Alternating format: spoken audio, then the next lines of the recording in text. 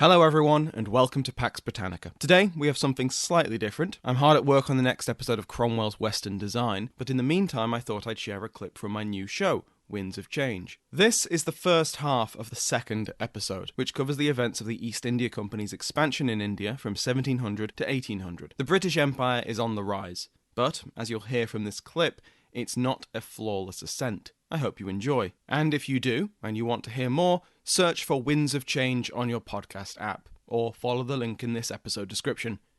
And with that, on with the show.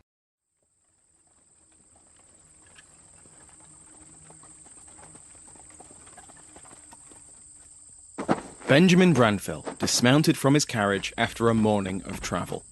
Shielding his eyes from the brightness of the sun, he turned and held out his hand to help his wife to the ground. Around him was a hive of activity. His assistant, the third and final British member of the party, was busy directing his retinue of Indian officers and servants as they unloaded the Branfill's luggage. Branfill took in the sights of his new home and his new station. The small town of Rajamundry was a prosperous trade hub, sitting on the banks of the Godavari River. Raw cotton was grown further west and brought to the town, where it was woven into textiles in nearby villages and exchanged for cash. These cotton goods made their way down the sacred river to the coast, where they would be bought and sold and travel all over the world.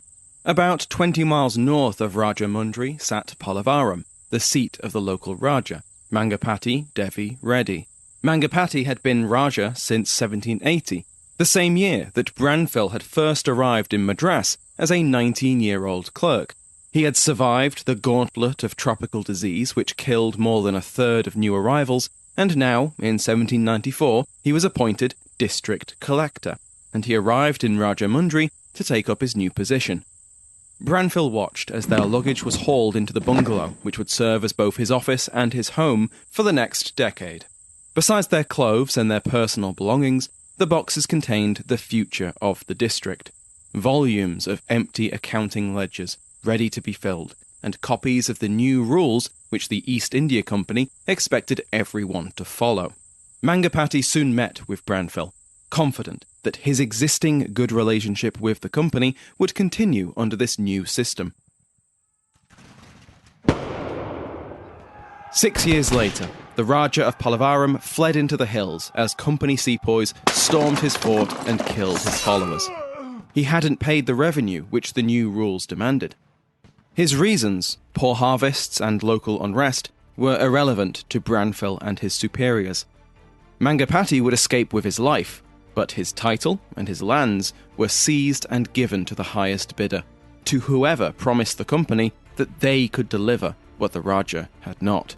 When they also couldn't deliver, they found sepoys on their doorstep too.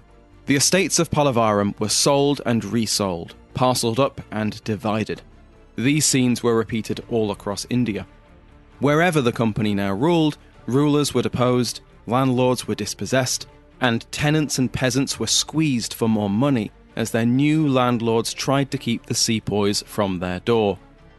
Increasingly, the true rulers of India were British collectors, scattered across the countryside, sitting in their bungalows, filling in paperwork. Fortunes and futures were decided by the stroke of a pen and the guns of the sepoys. Winds of Change, Season 1, Episode 2. Hostile Takeover. Welcome to Winds of Change. I am Dr. Samuel Hume, and on this podcast we will be discovering how the sun set on the British Empire. In our first episode, we saw how the English East India Company got its start in South Asia. From trade posts called factories, the Europeans curried favour with local rulers and did business with local merchants and producers.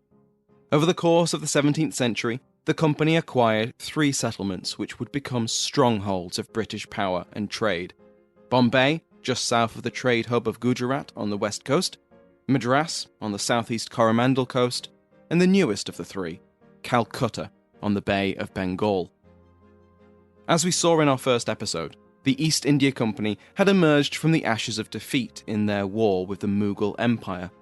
After more than 3 decades building up their position in Calcutta, Bombay and Madras, in 1717 They won through negotiation what they had tried to seize through force, an imperial farman, a decree, bestowing additional rights and privileges. The East India Company sends an embassy to the Mughal court after having really established itself as a much more powerful player in Bengal out of its sort of city-state of Calcutta. That was Philip Stern, professor of history at Duke and author of The Company State and Empire Incorporated. This embassy manages to secure that farman, or that command or grant, with a lot of the conditions that the East India Company had demanded 30 years earlier that had led to the war. But the company's position was not the only one that had altered over the years. After Emperor Aurangzeb's death in 1707, a succession of short-reigning or weak emperors followed, and the vast Mughal Empire began to change. Some historians call this a decline into anarchy. Others, a decentralization of authority. Whatever it was, the company took to it like a fish to water. In this episode of Winds of Change, we will see how the East India Company expands its influence from those three centres of power. This too has been a subject of intense historical debate, and traditional histories present this period as the company undergoing its own change, from a mere merchant company only interested in trade to a territorial government ruling subject people and willing to use military force to expand. This change was seen as something that almost happened by accident. The Victorian historian John Seeley described the British as having conquered half the world in a fit of absence of mind. But, as we also saw last time, recent scholarship shows that the company was always a government, always saw itself as a government, and had been willing to use force against its European and Asian rivals since its very first voyage. Whether it was a decline or a decentralization, for 30 years after Aurangzeb's death, Mughal authority dispersed from the centre, Delhi, Agra and the surrounding region, out to local powers. Aurangzeb's empire was vast, so there were a lot of local powers. But as deserving of attention as many of these actors are, the one we need to know about for now is Bengal. We met the Nawabs of Bengal last time, but since the death of Aurangzeb, their position only got stronger. Places like Bengal became much more autonomous in how they were governed by the leader of those provinces. And in Bengal, that leader is known as a Nawab. It tends to be translated by the English as governor, though it's a bit more complicated. And a lot of those concessions that the company gets in 1717 produce a great deal of conflict with the Nawab of Bengal. That farman was interpreted by the company in the widest possible way, and this included the use and abuse of dastak. The right of dastak was the right to claim exemptions from tolls, tariffs and duties throughout Bengal. It was meant to make official company business as smooth as possible, but company servants quickly started insisting that the dastak applied to their private trade as well. There is a reason why Europeans go to the East Indies and come back rich. It's not because of the wages they're getting from the East India Company. No, it's because of all these opportunities for private trade that they are engaging in and taking advantage of. That's Rupali Mishra, Associate Professor of History at Auburn University and author of A Business of State. The idea of going to the East Indies and coming back wealthy, that becomes even more central in experience, I suppose, for those who are able, either because they are able to bring out a certain amount of money of their own or to smuggle out a certain amount of money of their own. They're able to make potentially fortunes. The historian Spencer Leonard suggests that the use or abuse of dastaks became a large-scale parallel customs regime for Indian merchants too. In return for a fee, company servants would offer their dastak and the customs exemptions it provided as patronage to local traders. The company servants got paid, the Indian merchants benefited from not having to pay tariffs, and they had stability as part of company networks. Everybody wins. Except, of course, for the Nawabs and Rajas who were denied customs revenues. Now, those Nawabs and Rajas often resisted these blatant abuses of dastak, but company servants could throw their weight around in other ways. Enter the sepoy. A sepoy is just an Indian soldier employed by any of the European companies that are in India in the 18th century. I asked Dr. Christina Welsh, the Robert Critchfield Chair of English History at the College of Worcester, about these early company forces. This term that sort of generically meant soldier in Western India, when it's transported into Eastern India, begins to mean something different. It specifically designates an Indian recruit who is formerly incorporated into the company's armies and, crucially, nominally trained and disciplined according to the quote-unquote European style. Whether the 30 years after Aurangzeb's death were a decline or a decentralization of the Mughal Empire, it was dealt a heavy blow in 1738.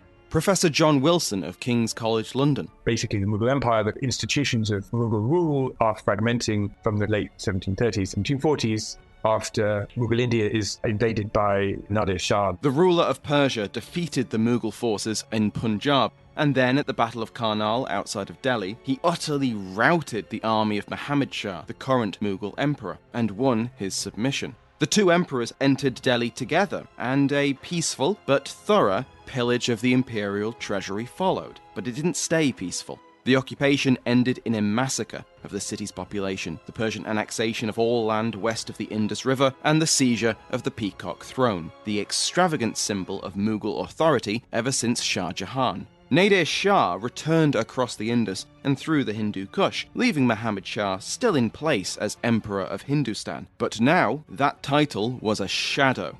His treasury was empty, his capital was sacked, his people had been slaughtered, his army had been defeated, he had submitted to a foreign emperor, and he didn't even have his ancestral throne. Particularly what's important is the flow of cash between different parts of the Mughal Empire has broken down. So the only way in which local rulers can get resources is through plunder, etc. Before the Persian invasion, the emperor had been able to maintain some authority over his increasingly powerful and autonomous subjects, even if this was sometimes just lip service.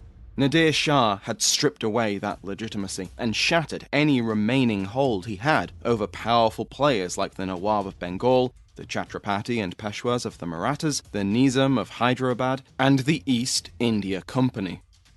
The company had built up a system of forts, garrisons, and diplomatic connections, and so it was well prepared to weather the storm which followed Nadir Shah's invasion. To quote from Professor Wilson's India Conquered, the chaos of the 1740s and 1750s was a time when it thrived. This era of Indian political upheaval coincided with events on the other side of the world. The War of Austrian Succession between 1740 and 1748, and then the 7 Years' War between 1756 and 1763, involved Great Britain, France, Spain, and the Netherlands. With the European powers on different sides, their colonies, companies, and allies across the globe had to join the fight. The 7 Years' War is sometimes called the First World War, and for good reason. Soldiers clashed on every continent, navies battled in every ocean. India was no exception, and the French, the Dutch, and the English East India Companies vied for influence through alliances and armies. So it is time to introduce Sir Robert Clive. Robert Clive was an East India Company officer. He joined the East India Company quite early on, was interested in military pursuits within the East India Company. He is one of those figures who gets put into the imperial pantheon, the heroes of the British Empire, especially in the Victorian period. Clive is most famous for his actions in Bengal, but he actually got his start in the south of India, in the Carnatic Wars. He's famously from a middling background, doesn't have a lot of great political connections, which is why he ends up as first a civil agent, a writer in Madras in the 1740s. The first Carnatic War was fought for reasons of local Indian politics, which were, because of the presence of the French and British East India Companies, intertwined with the War of Austrian Succession on the other side of the globe. This war didn't go well for the British Company, and Madras was captured by the French. It was returned in exchange for a French fortress in Nova Scotia when the War of Austrian Succession was formally ended in Europe.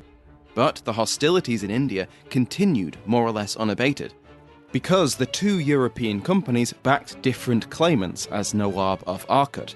So we have the Second Carnatic War, Obviously, the seizure of their main administrative capital becomes a crisis in Madras, and Madras scrambles desperately. This includes many of their civilian employees moving into military action, and Robert Clive gets a commission as an officer. One of his first actions was the defence of Cuddalore in 1748 against a French East India Company army. But his big break came in 1751 at the Siege of Arcot. The British claimant to Arcot, Muhammad Ali Khan, was losing the conflict, and so he offered the company a deal: 20,000 rupees and 25 miles of land around Madras. In return, he would have the use of the company's army. Who would command it? One Robert Clive. Clive led a force of only 210 soldiers in what was meant to be a raid on Arcot. But when they got there, they found it undefended. The French-backed Nawab, Chanda Sahib, was having serious trouble paying his own men, so they'd all gone home. Clive walked in, looked around, and raised two flags: the banner of the Mughal Emperor and the flag of Muhammad Ali Khan. But then a combined French-Indian force of 2,000 men arrived and began bombarding Arcot. Clive lost 2/3 of his small force, and the town was in ruins after 10 hours of constant fire. So this great moment when Robert Clive led British and Arcot forces to defend Arcot against attack. This moment, in a sense, it's not the English or the East India Company that is kind of standing forth, but an Indian ruler. The flag that Clive is protecting, if you like, is the flag of Arcot. The British forces were only saved by the timely arrival of their own allies. 6,000 Marathas appeared on the horizon, and the siege was quickly abandoned. Muhammad Ali Khan had built up a substantial network of allies. The Sultan of Mysore, the Maratha Peshwa, and other local rulers had either been won over to his side or wanted to see Chanda Sahib knocked down a peg. The company was just one part of this coalition. Clive was oblivious to any of this Indian politicking. So it's kind of paradox in that he's a figure who's not massively interested in kind of India and Indian politics and in what's going on, but nonetheless his career is all about being connected to Indian political conflict. So he writes back, after Arcot, saying to his dad and others, this is my moment. I've made my mark here. But as I say, it's very much as an agent of Indian political forces at the time. After Arcot, he was second in command when the British played their part in defeating Chanda Sahib in 1752.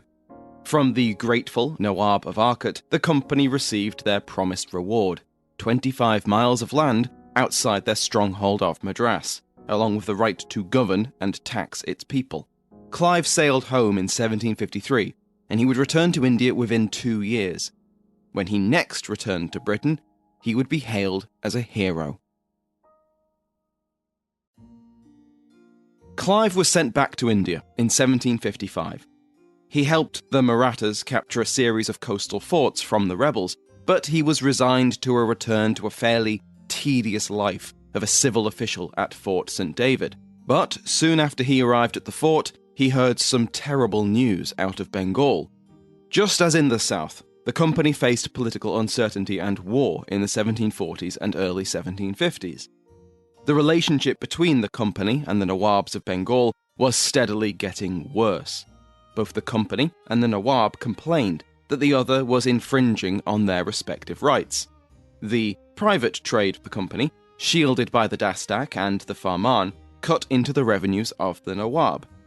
From 1740, that Nawab was Alivardi Khan, a confident and energetic ruler who repeatedly pressured Calcutta. In 1752, he demanded and received 300,000 rupees from the city. He viewed this as his right. The company saw it as an abuse of their vulnerability and a violation of their rights. The governors in Calcutta were always anxious about their defences, and new battlements were constructed on the city's walls. We have a letter from a company official, William Watts, to the Calcutta Council, and it reads, "I think a previous application to the Nabob of leave to fortify Calcutta a step highly improper for us to take, for in case the Nabob should absolutely refuse us his permission, we must at once give over all thoughts of fortifying or do it in defiance of him." So Watts is suggesting an approach of asking for forgiveness instead of permission.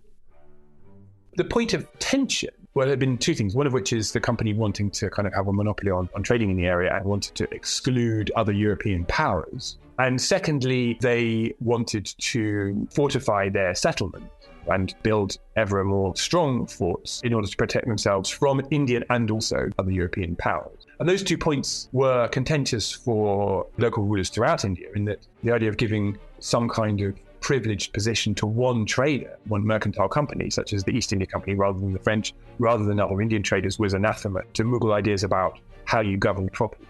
And there's also a kind of sense of needing to prevent the East India Company or any other organization from being able to challenge Mughal power. The company assured the Nawab that these were intended to protect the Europeans from other Europeans, the French and the Dutch. But Bengali officials were no fools. They knew full well that these defences would work just as well against the Nawab's forces.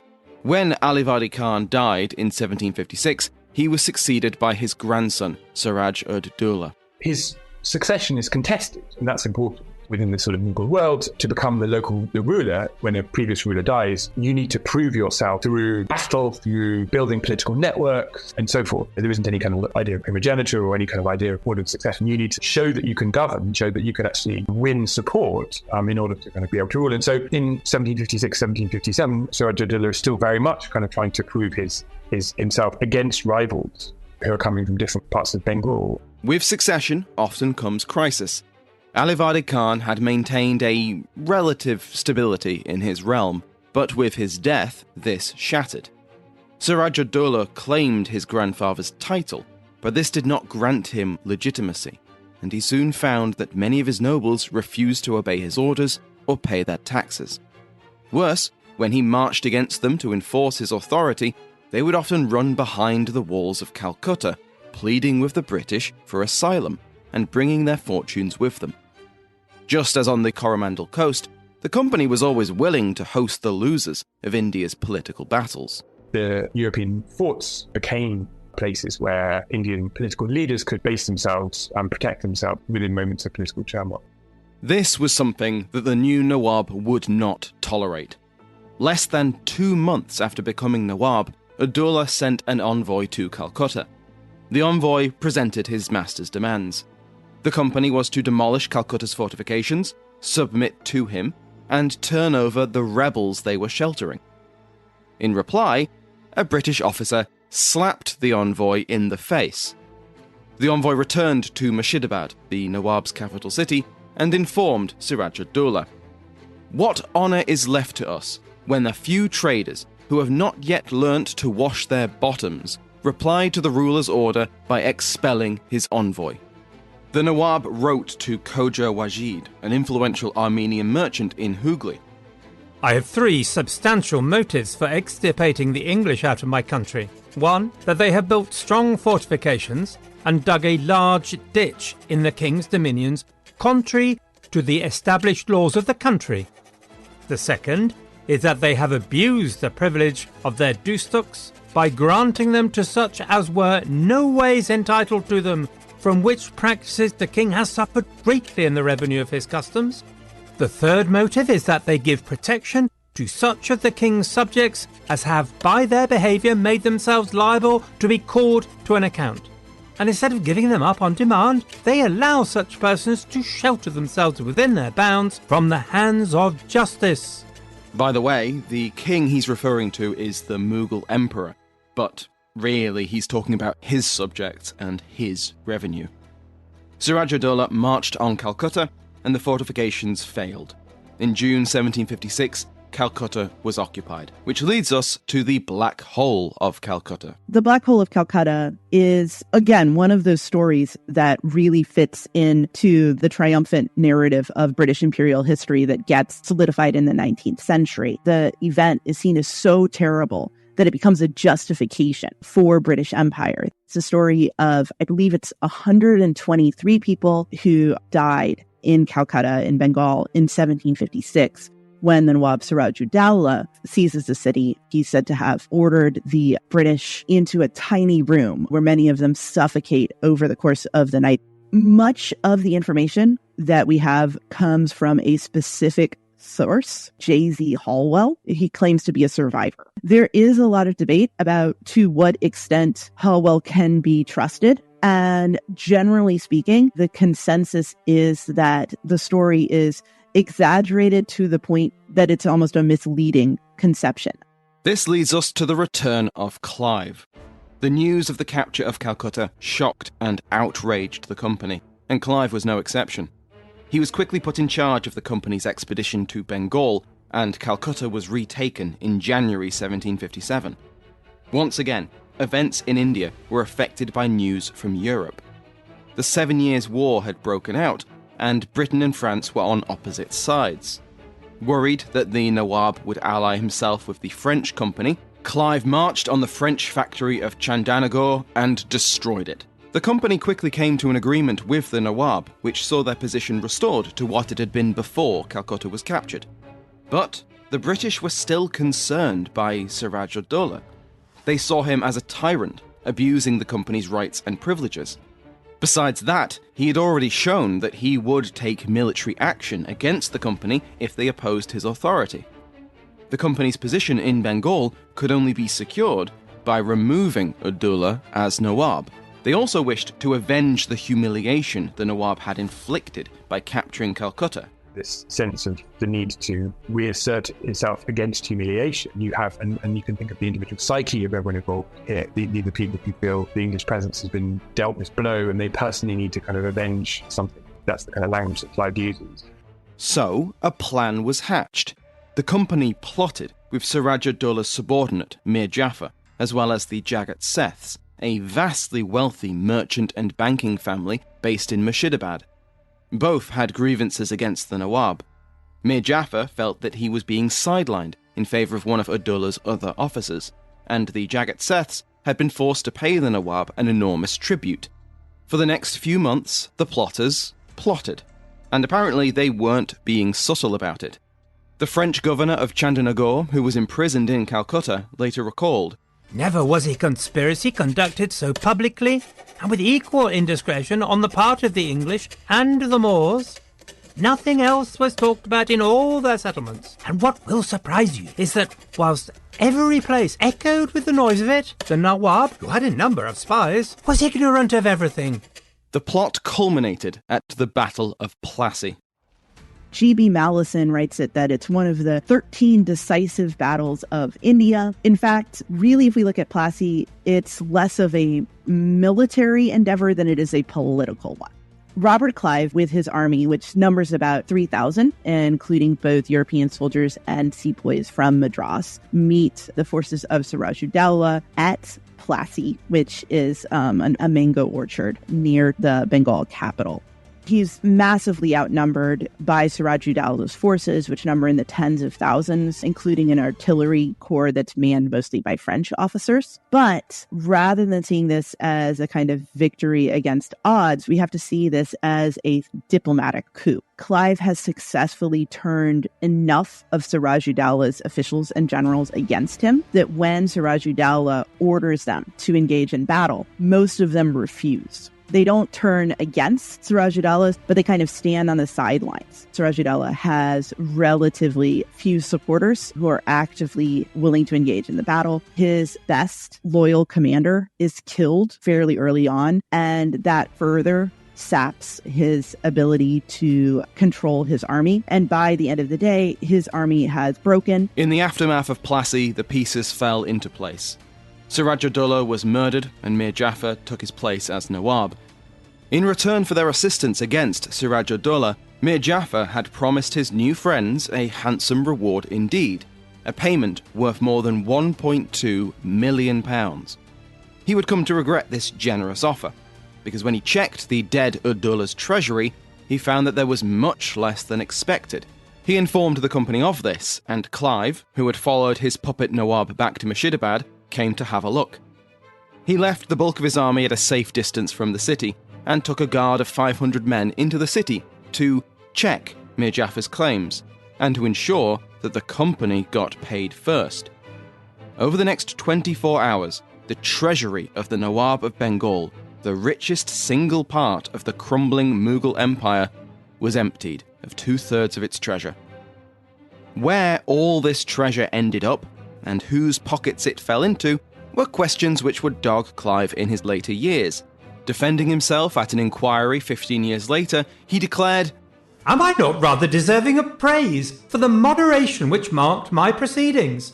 Consider the situation in which the victory at Plassey had placed me. A great prince was dependent on my pleasure. An opulent city lay at my mercy, its richest bankers bid against each other for my smiles. I walked through vaults which were thrown open to me alone, piled on either hand with golden jewels. Mr. Chairman, at this moment, I stand astonished at my own moderation."